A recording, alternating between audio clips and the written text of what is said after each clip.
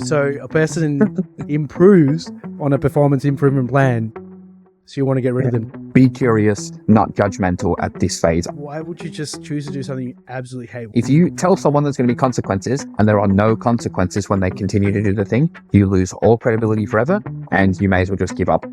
Like, I would take a team of 10 people that are not great at their job but are really trying over 10 people who are excellent.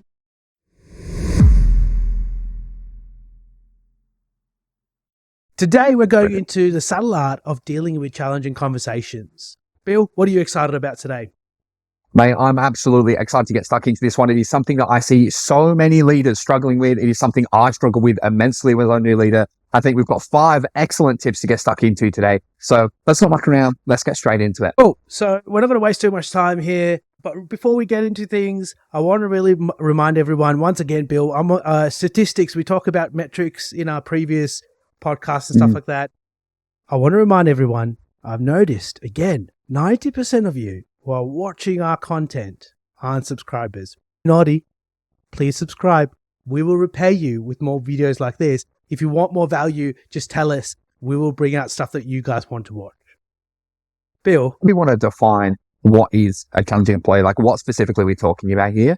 And so I think the main thing I want to get across the listeners, what we're talking about mostly are performance-related issues. You've got those employees that are just not achieving the metrics. They're not doing the role. If you're not in a KPI-focused business like we are, what do you do? How do you have that conversation with them and get them back on track? Now, as part of this conversation, in my opinion, and I think you'll probably agree, there are 2 different types of employees that are challenging. One is a skill issue. Like, they're really trying, they're putting their absolute heart and soul in, they've got the best of intentions, but for whatever reason, they're just not getting it. And then also will issue. The people that could be an absolute gun if they wanted to be, kind of just here for a paycheck, don't feel like doing their job, and will literally scrape by, and sometimes not even scrape by doing the minimum. So they're the 2, skill issue versus will issue. And our plan today is for each of these 5 steps is to break down how you would have that conversation, how to help and support those individuals as best as you can. And I think before we get into the heart of it, I know I'm waffling a little here, but I think it's really important to know that is the purpose of this. I think as a leader, your goal should be to help and support that person. Sometimes people sort of push people towards a pit to get rid of them. That should never, ever, in my mind, be the goal. It should always be to support the person. What do you think about that, Jules? What's your opinion on that? Yeah, 100%. I saw a TikTok earlier this week that absolutely infuriated the hell out of me. Was a guy went up there and said, it's really frustrating when somebody gets into a performance improvement plan and they actually improve. Here's 5 steps on how to get rid of that person, or whatever he said. And oh my God, that triggered me so hard. And I went to the comments, and lo and behold, my heart was warmed to see people have the heart in the right place, because a lot of people were like, what? So a person improves on a performance improvement plan, so you want to get rid of them. That makes no sense whatsoever. I say this time and time again, and I say this to employees. I've put people on performance improvement plans a number of times. Sounds really bad, but a number of times throughout my career. And every time I do it, I tell them, I genuinely want you to come out of this a better person. I want you to come out of this improved and get something out of this. So I never put someone on a performance improvement plan because I purely just want to get rid of them. I don't think that's a great way to start things. And that's how, to be honest with you, a lot of performance improvement plans get their bad name. I see a lot of content out there on Reddit, on different platforms around, I'm on a PIP, should I quit? All that kind of stuff. I think managers need to treat that as a genuine opportunity, a last-ditch effort to really get this person to turn around and start performing. I agree, 100%. And to me, that the guy being like, I actually started supporting and coaching my people and they started improving, and I'm fuming about that. And I actually think literally just from that comment alone, you can tell exactly why people are needing to be put on a PIP in that guy's team already. Now, before we get into the session, I want to make this very clear for you. The PIP is an absolute last resort. We've mentioned it. We've discussed it already in this video. We'll discuss why we would do it and stuff like that. However, I think I really need to stress that you shouldn't be going into this instance to look for a PIP. And I think I want to make that clear that neither I or Jules are saying that is the first thing you should be doing. It is the absolute last thing. And we'll talk about that a little bit more at the end. What is step 1, Jules? So let's say you've got a consultant, you've noticed you've stepped into a team, maybe you've been in that team for a little while, you're looking at the performance and you notice that there's a particular person just struggling behind. Could be one thing, could be multiple things. You don't know at this stage, skill issue or will issue. What do you do? How do you start the wheels turning? This is something that has held true for my coaching and leadership life, is understand why. I cannot say this enough, and I'll keep banging on about it, Yeah. is understand why, really sit that person down and understand their motivation behind the behaviors they're exhibiting. So if for example, we spoke about it before, Bill, they're coming late to work, or there's that kind of the tardiness situation, whatever it is, you really want to understand what's driving that. Is there some personal issues? Do they not see the value in coming in on time? Whatever it is, just ask them really pointed, open questions to understand that. From there, a lot of the time, and the reason why I've chosen this to be the first thing that we discuss is a lot of the time, if this alone is for 80% of the people out there, is enough to turn their mindset around and start them thinking about what they're doing. What do you think? Yeah, I think you're exactly correct. And I've lost count of the amount of meetings I've seen before with team leaders who are all sitting around discussing performance. And one of the newer leaders or someone like that will say, oh, this person isn't performing. And I don't know why, but they just go off on tangents about how they're lazy, and they just make a lot of assumptions. And you know, they say, if you assume, makes an ass out of you and me. I think that's the old expression that you're knocking around. And you see it all the time. And I think gaining the understanding, you may not need to do the rest of the steps that we've spoken about. And I spoke about this, I think it was a couple of weeks ago, is sometimes you might find the reason is something really personal. Or it could be a personal issue. It could absolutely have nothing to do with work, and it could lead you down a separate avenue. And I shared a couple of stories of my previous workplaces. I think that was 2 episodes ago. So if you haven't gone and check that one out, do. But yeah, I think understanding the why is important, because one, you'll ascertain from the why whether it's a personal issue and you need to support the consultant a different way, or whether it's a skill issue or a will issue. Maybe they're literally choosing to do the behavior for whatever reason, like Jill says, oh, I just don't care if I come into work. I shouldn't have to be here to make sure my computer's set up before I start. Could be that. Or it could be something that they're struggling with for whatever reason. And I think that if you don't understand the why, how can you support the person the best? Because as a leader, that is your sole responsibility, is helping and supporting that person. The example that I want to use to any of you guys is, remember when you're kids and your mum and dad ask you to do something, clean your room or whatever they ask you to do. You don't probably see value in it as a kid, right? Like cleaning a room, I don't care. Like, that's taking away from my PlayStation time, dude. What are you talking about? I want to go outside and play football with my friends. That's what I value. So that's what I spend my time doing. If you don't provide the benefit, the value of doing something to someone, they will not value it in turn. So you need to have that conversation, understand why do they not see value in it. And they might bring up good points. We brought this up before. They might say, listen, I hate this meeting because I never get anything out of it. Hopefully they don't say that about your coaching, because then you got to go back a few episodes and you got to listen to our coaching episode if that's what they're saying. But if they're giving that, you've got to take that as an honest feedback and try to make those changes if they're realistic as well. Yeah. The other point that I want to bring up about why is understand the why for them in terms of coming to work in the first place. What do they want to be known for in the company?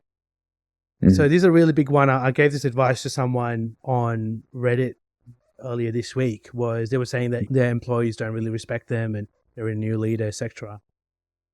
One of the things I asked them was, have you had the conversation around what they want to be known for? What do you want your personal brand to be? Try this in your next coaching session if you're having a difficult employee.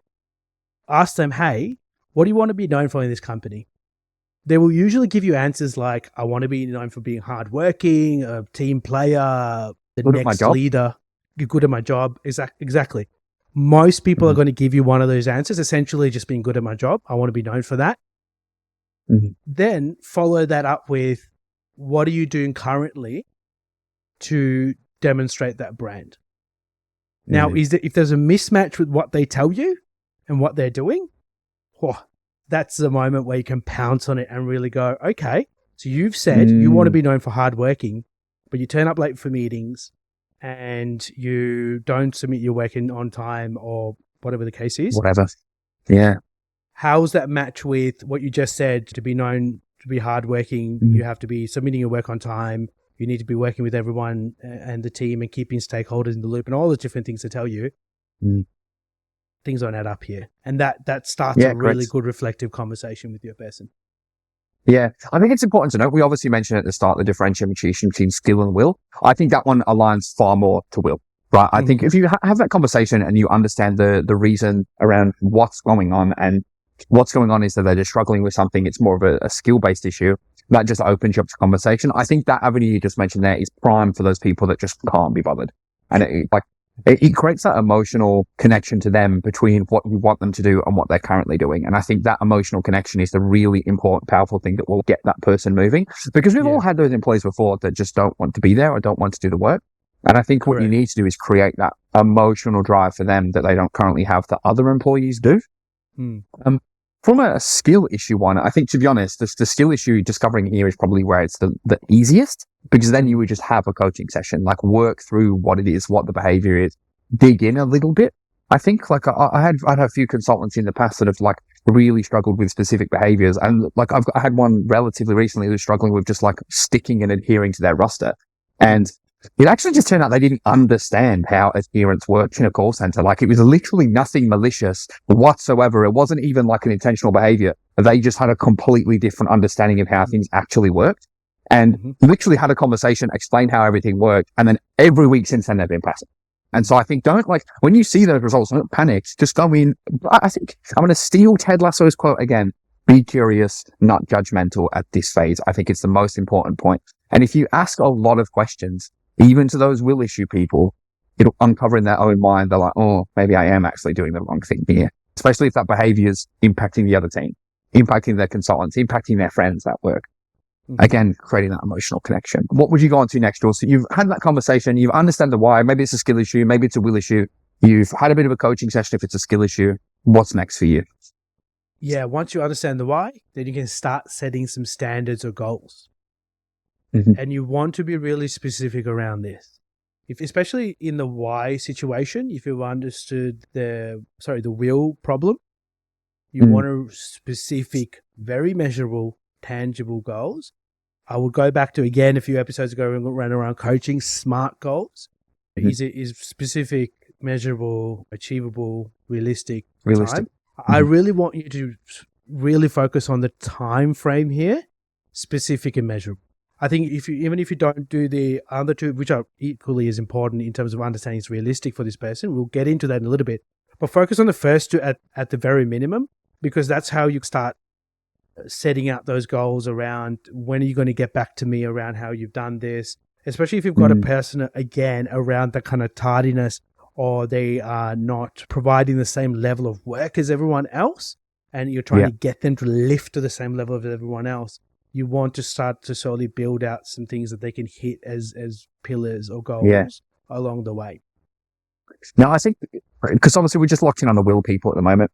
The other thing about making it specific and measurable, and again, not that you should ever be thinking at this stage of a PIP, right? It shouldn't barely even be in the mind. However, it is making goals that are specific and measurable when it comes time, if you have to go down that route in however many months. It is having documented process that you set specific goals and they weren't achieved. They're going to help support your case to do that. And it's going to make it a lot more, not only that, I think it's a lot easier to get the consultants buy-in on the performance improvement plan. If it comes to, mate, we've been working 6 months, these are all the goals we've set, these are all the times you've not achieved those goals. It's a lot harder for them to sit there and be like, I don't think I should be on this performance improvement plan, because it is nailed on. Yeah. I will say this, Bill's catchphrase, there's always at least one that's going on a t-shirt. There's probably 2 or 3 today, but I think it's really important in this one. If it's not written down, it didn't happen. And I think that's true. We've said that previously. Any coaching session, you should always be making notes. The notes are not just for you, they're also for the consultant as well. But I think especially when you've got someone that's underperforming, and doubly so if it's a will issue, you need to have documented those sessions, because again, sometimes you will have the consultant turn around and try to point the finger at you. They will turn around. If they're really difficult enough, they will turn around and be like, you've not provided me any coaching. Actually, I've got receipts. You know what I mean? These are the dates we had the sessions. This is what we agreed to, and this is what you didn't do. Nailed on, open and shut. Yeah, agree. Also, from their perspective, it's really good to know where you're going and how you're going at any given time. A lot of the time with this kind of stuff, you want to come to the next coaching session, next catch up with them, under no doubt as to what direction this person's going in. They need to be already reflecting on this before coming to the next coaching session. Yeah, it's nailed on. You almost want them to get to the point of they're reaching out in the middle of the week and going, oh, geez, I'm having a terrible week still, Bill. And getting to that point of they know whatever is happening is not still working. So when you set clear goals, then everyone is aware of what the status is. Yeah, correct. I think it's there's no avoiding it, and I think it's much easier for you to check in. It's much easier for you to follow up. And again, it's also just good for them to know what the benchmark of success is. And I circle back to the consultants that are more of like the skill issue. Sometimes they just don't know, and I think sometimes setting those expectations and being like, this is actually the goal. This is what we need to be working towards. I would say with your skill issue, people, I think. This is where I think the achievable and realistic portion are significantly more important, I think. Yes. Because I think with those people, you need that goal to be incremental. Let's say, for example, you've got an average handling target of 8 minutes and your consultant's at 10 minutes. I want you to drop from 8. They'll say in the session, I'm going to be at 7 this week, Bill. No, you're not. You've never been 7 minutes a day in your life. You're not going to start being 7 tomorrow. Not without something bad happening, right? So making sure you're setting those goals, making them incremental. Over the next fortnight, let's aim for 9 minutes 30. The fortnight after that, we'll aim for 9 minutes. Then we'll aim for 8:30, and we'll slowly whittle it down and work towards refining our skills. I say this to my team all the time. It's better to be correct than quick, in my instance, in those kind of specific goals, right? It's better to get things done right the first time. Might take a little bit longer to get there. Slow is smooth is fast, the typical Bill catchphrase on shirt, the whole thing, right? These are those, when it comes to those skill issues, doubly, triply true. Because you need to give them time to embed those skills and not worry too much about everything else, all the outside influences. Great. Yeah, to go back to the skill, and it's great that you brought that up. I was going to bring it up in terms of the goals for a skill person might be completely different. It might be the inputs that you really focus on as well. Goals are better being inputs anyway, in general, is my opinion. But say, for instance, for a skill person, it definitely has to be input based. So if it's lack of knowledge, your goals could be you need to be reading this resource, or you need to be doing this amount of training per week, all that kind of stuff, or you need to be reaching out for help this many times, or whatever the case is. I think that's a better goal thing for the skill person. And then the other goal could be, how many times are you demonstrating that newly learned skill? So send me interactions where you've demonstrated that skill now. So you're taking care of both ends. You're taking care of the processing of knowledge, the kind of gathering of knowledge, so to speak. Yeah. And you're also then attacking the embedding of that knowledge as well through your goals. So you need to change how that looks like, because it doesn't mean the same for everyone. The other thing about realistic is, we've mentioned this multiple times, for the love of God, make them incremental. If you've got a person that is 20 minutes late all the time, and you suddenly say, hey, from tomorrow, you have to be on time straight away, they're probably not going to be on time straight. You know what I mean? Like, you probably want to go, okay, how about this? If you're going to be anything later than 5 minutes, you need to message me, etc. And you slowly whittle that down. Probably a bad example, but or if it's like a sales-based thing, they're only talking to 10 customers a day, and you want them to talk to 20 to make sure they get more sales. They're not going to go from 10 to 20 overnight.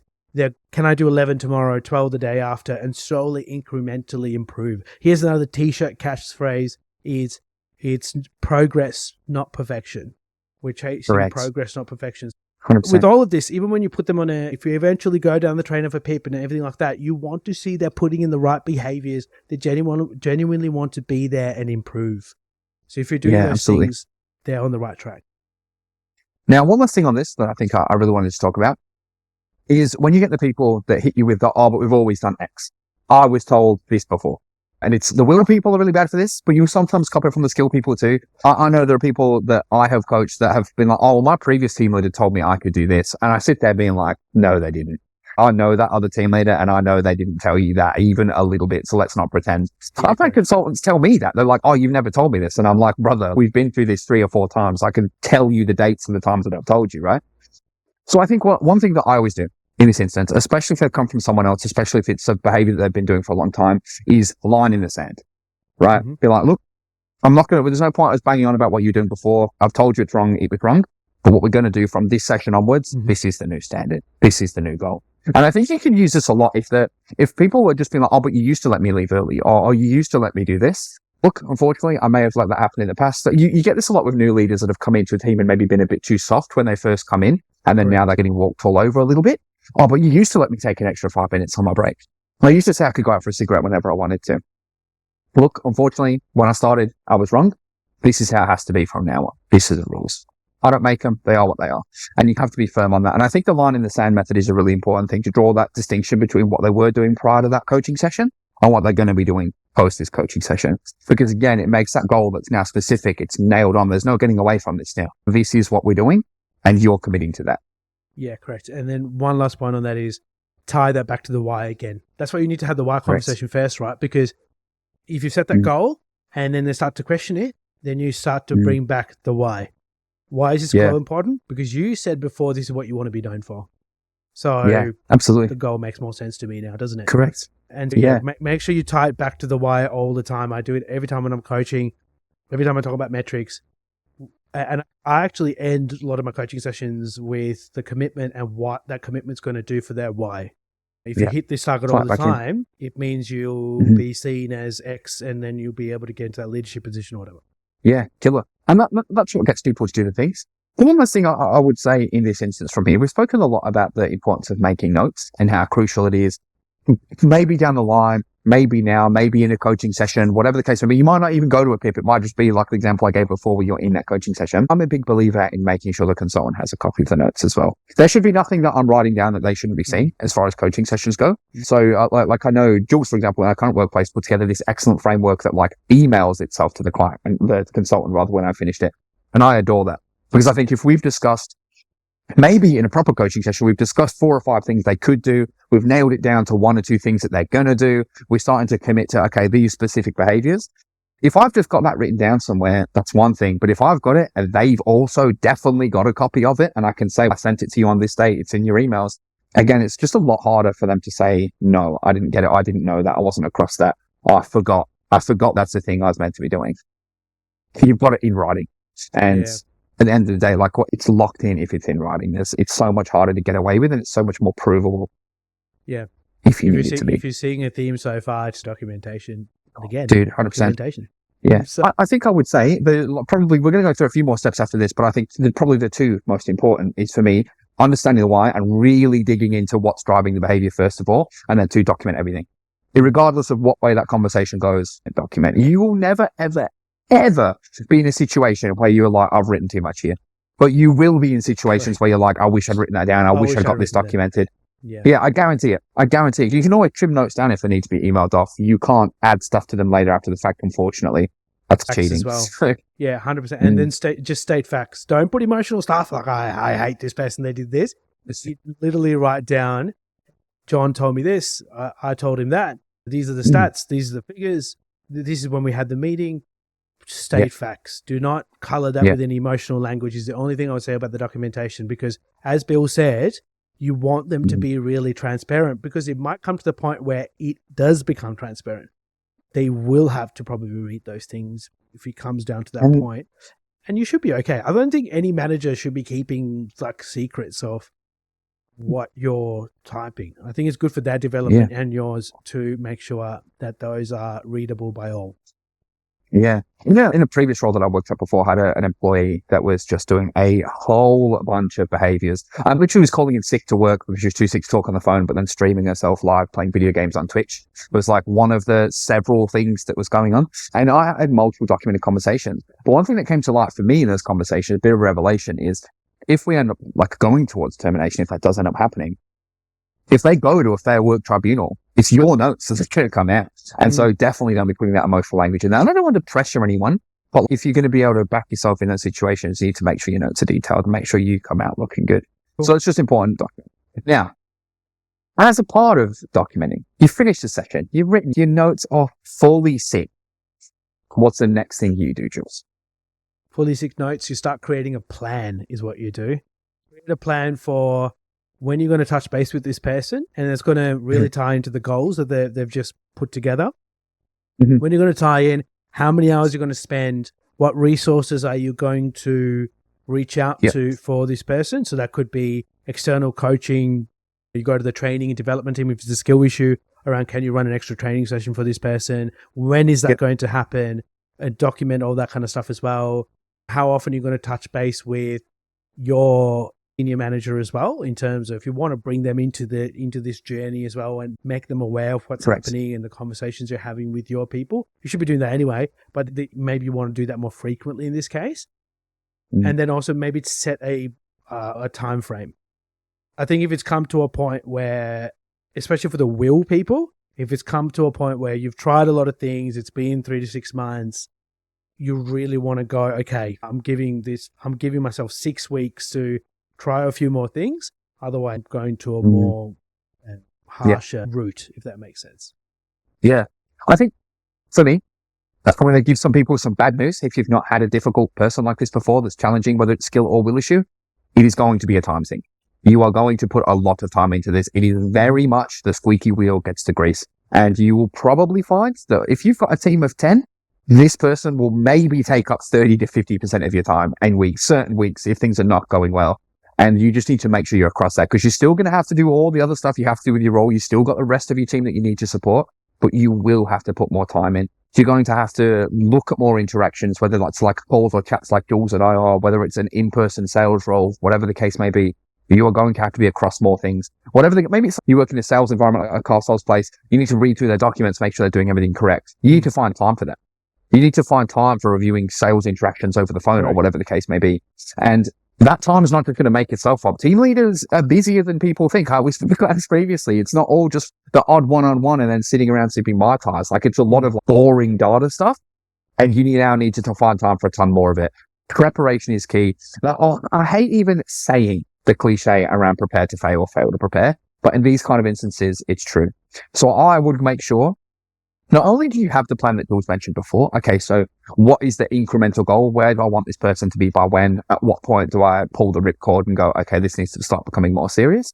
But also just like day-to-day planning. Okay, I need an extra hour a day to review this person's interactions today. When am I doing that? I need to spend extra time. Like, honestly, if it's a skill issue, you also need to spend extra time coaching. Your one coaching session a month or a fortnight is not enough. Where are you going to find that extra coaching time, extra buddying time to sit with the person? You need to start planning these things out. And I think the further you can plan ahead, the better position you put yourself in to really support that person. Because again, at the end of the day, that's what this is about. Whether it is a skill issue or a will issue, your goal is to support that person to the absolute maximum. If they don't do the right things and end up shipping out for whatever reasons, 12 months down the line, that it is a PIP, it is termination, you need to be able to go to bed at night being like, I did absolutely everything I could for that person.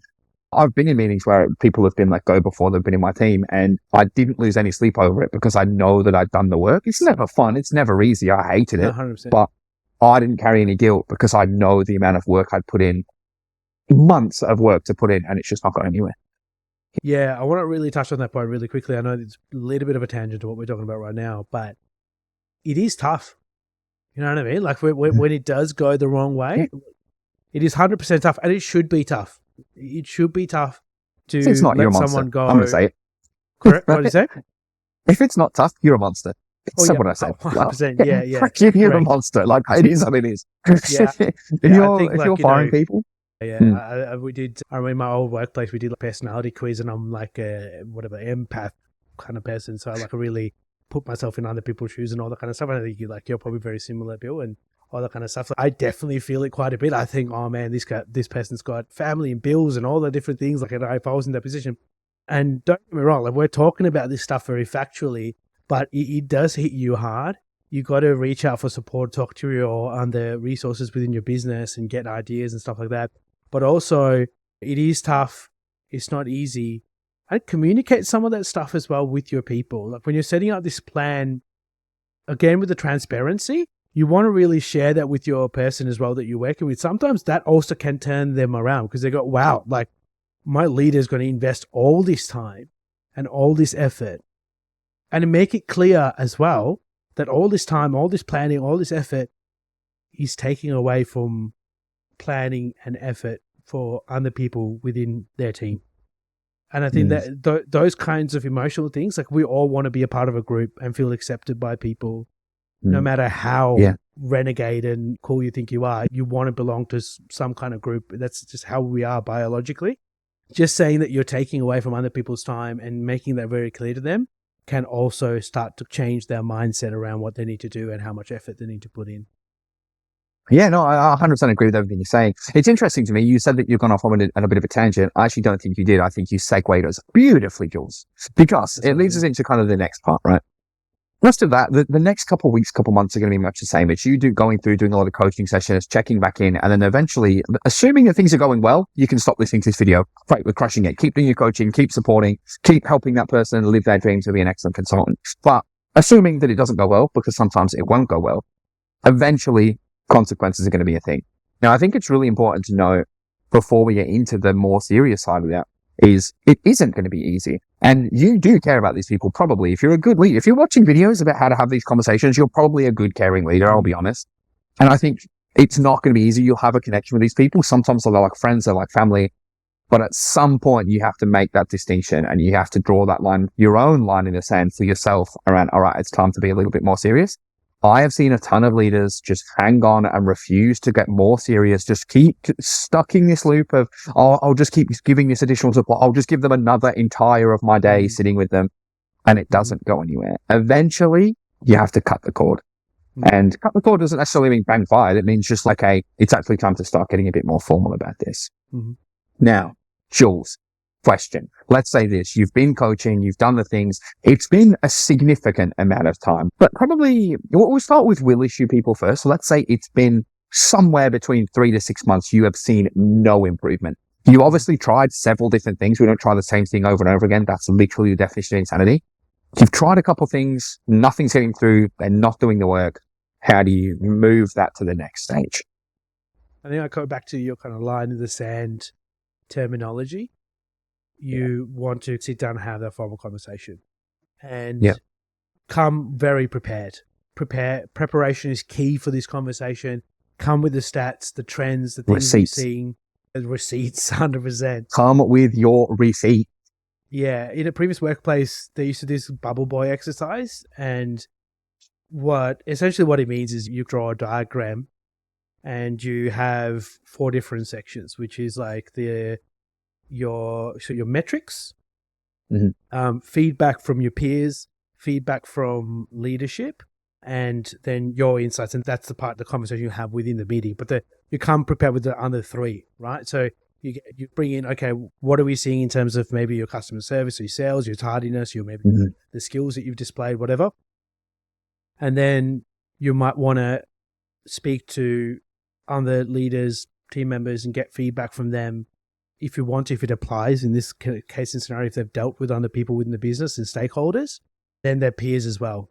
I had a conversation, I want to talk about this is, I had a conversation with one of my colleagues recently, and they're a consultant, and they were talking about another consultant who's not performing really well, and they go, why are they still in the business? I feel that I perform so highly, I do a lot of work for the company, and that person does a quarter of my work. And they seem to be treated exactly the same as me. I feel like I should hold back a bit. Yeah. And that for you is alone as why you should have consequences for bad behavior. Because the message you're sending to the rest of your team is you can stuff around and nothing will still happen. Get paid. Correct. And this has crossed, I feel like anyone who's been in a career for long enough this has crossed your mind. If you've had another bad performer in your team and you don't see any consequences happening, you think to yourself, okay, like the business is just saying, listen, you can cruise control this stuff, even underperform, and they'll keep you forever. It is vital that you show people that there are consequences. So go into that meeting prepared, go into that meeting with all the homework. This is the last 6 months. These are the things we've noticed. What do you think? Yeah. Right. And you are rehashing the why conversation a little bit, but not so much. It's more around, ideally you've had the why conversation already. And this is more around, we've had the why conversation, we've set goals. Talk to me. Do you still think this is the role for you kind of thing? Yeah. What do you think? If you were in my shoes, I do this a lot. If you were in my shoes and you were a manager and I came to you, you had this person under you, what would you do? Yeah, I think that's always a great question. And I've heard you ask that of people before. And I think it's always like really impactful because a lot of the time they know if you've got the team stats up on screen and you're like, this is the team stats. If you were me, what would you, I've used that one before. If you were me looking at these numbers, what would you think? And they always call out the answer. I think as a part of that, assuming this is our like first real more serious conversation, I think it's real important to note at this point I think once you get to this point, you need to let them know there are serious consequences, right? And I'm not saying if you keep doing this, you're going to be fired, but it needs to be like, all right, look, we set this plan on this date. These were the goals we've set along the way. We've not hit any of these goals along the way. I actually need to start seeing some improvement on this. And if I don't see some improvement on this, unfortunately, I will have to go down the route looking at a PIP. Something to that effect is what I would say. No one wants to be on a PIP. I don't want to put people on a PIP. I don't think it's the death sentence other people make it is, but still no one wants to be there. It's not a sign that your career is going well. That's for sure. You're not kicking goals, mate.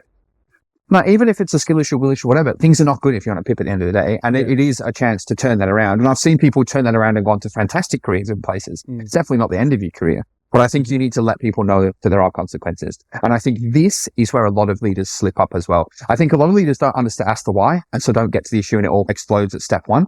But I think probably, let's say 50% fall off there. Of the 50% that make it this far, I think probably 45% of that 50 drop off there. I think they get to this point and then they just get stuck in this loop of providing coaching, having the same conversations over and over again. And at some point you have to be like, enough is enough. This is what will happen. I don't think at this point I'd be too forceful. I think your example from before, just like coming in with facts, just being like, this is what's going on. If you're in my position, what would you do? Look, just letting you know, this is what we need to work on. This is what we need to improve. And then I think from there, I would reset some very strict goals. I think, and these goals would be ultra specific and be like, if we're not at this point, I will have to take this to the next step. Just letting you know. And the SMART goals probably, when you go back to the SMART goals, the time frame one should be a shorter time frame. I'll be honest with you. I think you don't want to keep dragging this on for another few months. This is not going to help anyone. I don't know about what you feel, Bill, but I'll probably say 4 weeks to the max. I go, okay, you've got this maybe month. Less. Yeah, I would probably say less. Hey, I don't even think a month. I'd say 2 weeks, dude. If we're at the point that I'm like, hey, if you don't start to improve, I'm going to have to go to HR and engage them around this because it's been 6 months of you just not doing your job. Yeah, correct. And they still don't buck up in the instant, they're not going to buck up. If they don't do it in that first 2 weeks, they're not going to magically fix it in the next 2 weeks max, dude. Yeah, I agree. I think, probably 2 weeks is probably a good amount of time. I think if you've spent already 6 months of time, you've got to understand the hours that go into each week of effort. And you've genuinely, as Bill said, you can go to bed easy that you've really pitched in as much as you can. Then, 2 weeks is a good amount of time. And really be clear. End of 2 weeks, what is going to happen? I know the people that feel uncomfortable with confrontation at this point will say, I've heard this, and I've been in meetings with leaders that have supported this conversation before, and they'll say something like this. They say, so, you've got 2 weeks to start hitting some of these stats, start hitting some of these goals, and then we'll see what happens. Do not say that. Tell them what will happen. Tell them. You've got 2 weeks to turn the ship around.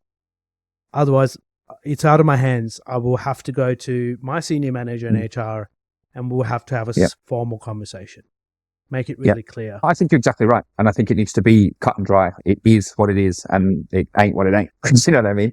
I think it's really important at that point to really nail down and have that conversation. Now, as to when specifically to actually look at engaging HR, I'm going to say this. It depends on the company you work for.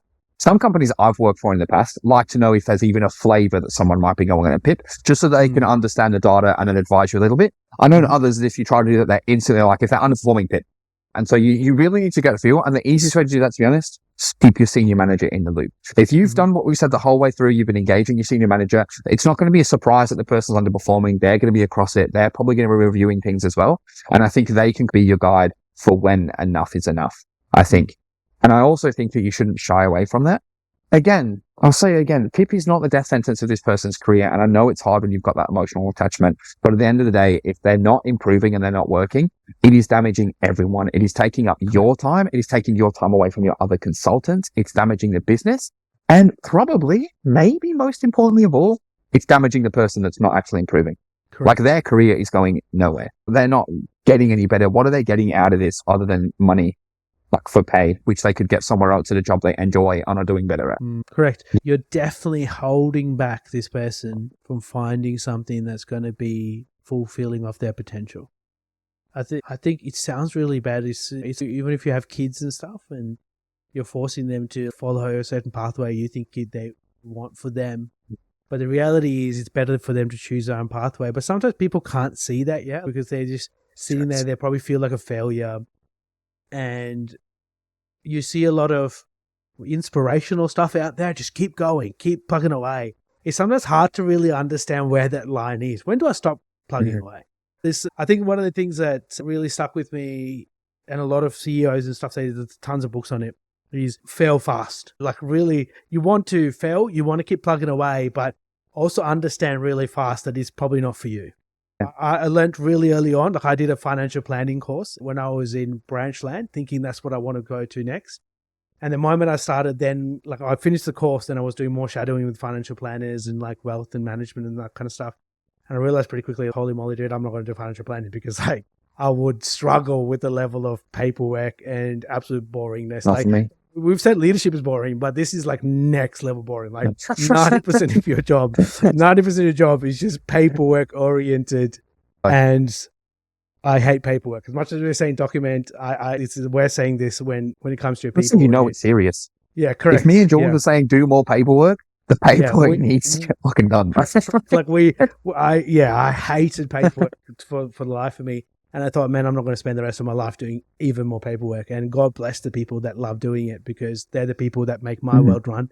But at the end of the day, it wasn't my thing. So I think it's important to understand. I had this conversation recently, probably 4 or 5 months ago, with someone who was struggling. And I really asked them the question. I said, here are the facts. This is how you're performing. And we're going down the path of probably a performance improvement plan. But before we even go down that path, can I ask you, do you honestly enjoy working here? Do you enjoy doing the job you do right now? Does it give you joy?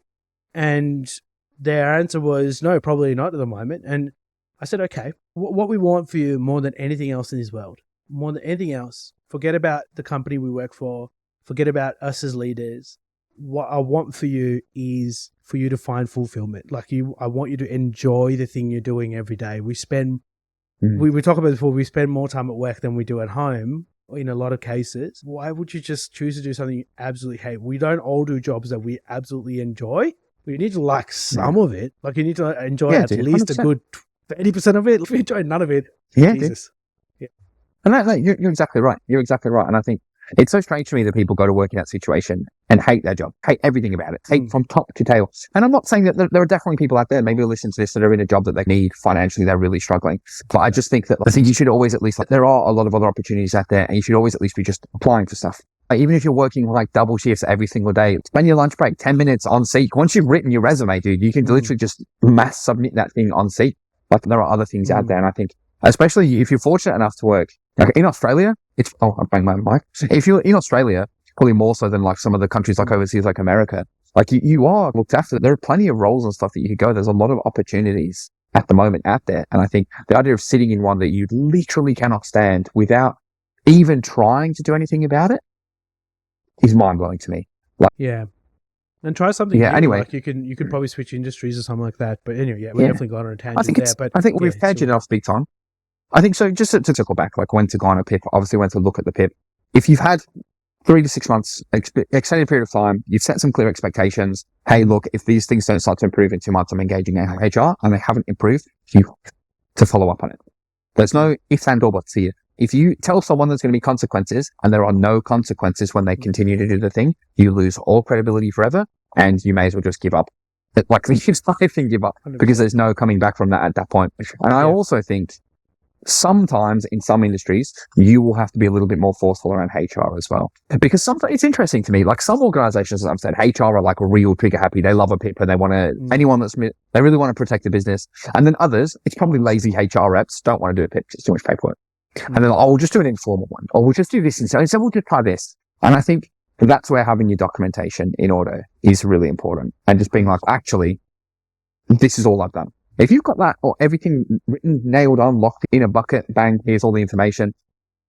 There's no other way to go about it. Like they need to go on a PIP at the end of the day. And then I think once, there you go. Yeah, no, I was going to say, your documentation, I've taken this approach. I don't know. I don't know whether somebody's given me this feedback or maybe I've just always done this approach. I can't remember now. But I always, when it comes to like, when I come to the point of I've decided I'm going to put this person in a PIP, I will come with receipts. I want it to be that any person, no matter what level, They read those notes, they read the evidence I've got there, and objectively, this person doesn't belong in this role. So I don't want it to come to the point where I'm going to HR and then going, oh, you need to spend another 3 months of doing this. No, man. Like I'm at the end of the rope. This is the end of the line. Yep. This is my last ditch effort to get this person to move and improve. But I've gathered all the evidence. I'm coming to you with receipts. I'm literally, this is a formality. I'm not even looking for your approval at this point. I'm telling you we're doing a PIP. I'm telling you we're doing a PIP. You're coming along for the journey. You can give me advice and the things I need to do and all that kind of stuff. Cool. But I think, as we were talking about before, documenting, making sure you're setting goals, all that kind of stuff, you want to have no doubt at all that this is the avenue that you need to go down. As you said before, it doesn't mean that you're going to end up letting go of the person. That is obviously, if things don't work out, if they don't show any progression, that is where it's going to end up. There's no lying. There's no if, buts, and maybes about that. But you want to go to HR with very little doubt around this is the process you want to start. And they should not be objectively looking at it going, 100% agree. The person's had enough goes in a normal situation. Let's bring it into a more formalized situation. So it's funny to me when you reach out to HR, you're like, hey, I want to do a PIP. Here's all the evidence around what I do a PIP, blah, blah, blah. And then they reply, and they're just something like, they clearly haven't read the email. Oh, we actually need evidence of this behavior. It's just like, yep. So do you check that? Do you check that email if it's in your inbox? You might find that Article A, subsection B. You just get to hang on. As per my last email. We love it. We love it. And I think there's something actually I just wanted to before we wrap up and finish off, right? If you get to the point, you've done all that, you've done everything we've said so far, you've tried so hard and you've got onto the PIP, in my opinion, your actual behavior, the coaching and support should not change at all pre-PIP versus post-PIP. Now, what I mean by that is just because someone on a PIP, don't write them off, right? That's very understandable. We've said this. The PIP does not mean we're getting rid of someone. It means we are trying to help them improve. It is just providing that bit of extra structure. But I have also seen a lot of leaders in the past that when someone's on a PIP, that's when they start doing extra call monitoring, extra observations. They start offering extra coaching sessions, doing extra development and buddying stuff. And in my opinion, as I mentioned earlier, as part of your plan, you should be doing that anyway. When it comes to the PIP, the only real thing that is you probably have to have one extra meeting, which is the PIP meeting every month. Usually you have to have a progress report meeting, which you probably do in addition to your regular coaching sessions. So that's probably the only thing that I would change. I think you should already be giving this person every bit of support you possibly can, because that's what makes the PIP nailed on, in my opinion. If you're like, I'm going to do extra coaching, have you done everything you can? And I think when you get to the PIP, you shouldn't need to do a bunch of extra stuff beyond that. I think at that point, it starts to become, especially if it's a will person, it's their problem at this point. It's not, it is still our problem, but they now are at the point that they need to take that additional responsibility. I've already come and given 100%. They've spent the entire time giving 20. They've got to fill that gap. It's not for me to go to 180, right? It's for them to come to meet me in the middle. This is the last chance. Because you remember, in most cases, you've got other people you need to focus on as well. So yeah, and look, it's always them as much as you're doing it for yourself as well. Yeah, and look, I think it's always much harder with a skilled person. Like a lot of what we've spoken about is will people. You will get the skilled people, but I honestly think the chances of a skilled person getting this far is so much lower. I think that's the reason we haven't. You might have to have the consequences conversation at some point, being like, look, I'm still not seeing improvement. If this doesn't change, you might go towards a PIP. But I think if you're really doing coaching, you're really supporting someone, it is, to be honest, I'm not going to say it's easy, but I would take a team of 10 people that are not great at their job but are really trying over 10 people who are excellent but don't want to put the effort in. Every day of the week and twice on a Sunday, I'd take that deal. At the end of the day, if you're doing proper coaching and you're really giving that additional support, skill is an easy gap to bridge eventually. Yeah, without a doubt, the will over skill conversation's not even a conversation for me. I think in corporate culture, in hiring culture now, we put so much stake on 5 to 7 year experience. So you've done X course or whatever the case is, and I get it in really technical fields. Like you want to be a software engineer, like you have to have done some kind of coding experience, whatever. But I'm saying, in most corporate roles, I can train most of the rest. I can train almost anything when it comes to most corporate roles. Yeah, I think that is about all we've got time for today. I think we've covered everything off from our perspective. If there is anything that you think that we have missed, if there's anything that we've not covered off, if there's anything you want us to go into more detail, maybe you want us to like really break down what our plan would look like, what kind of additional support we put in, for example, any of that lovely bit of stuff, do drop a comment and let us know. As Jules mentioned earlier, if you don't already follow, please do. It absolutely helps us a ton. Give us a subscribe, like the video. It helps us out more than you can possibly imagine. And also, if there's any cool ideas you want to see on a t-shirt, hit the comments. Let us know. Yeah, maybe we do document on a t-shirt. Job done.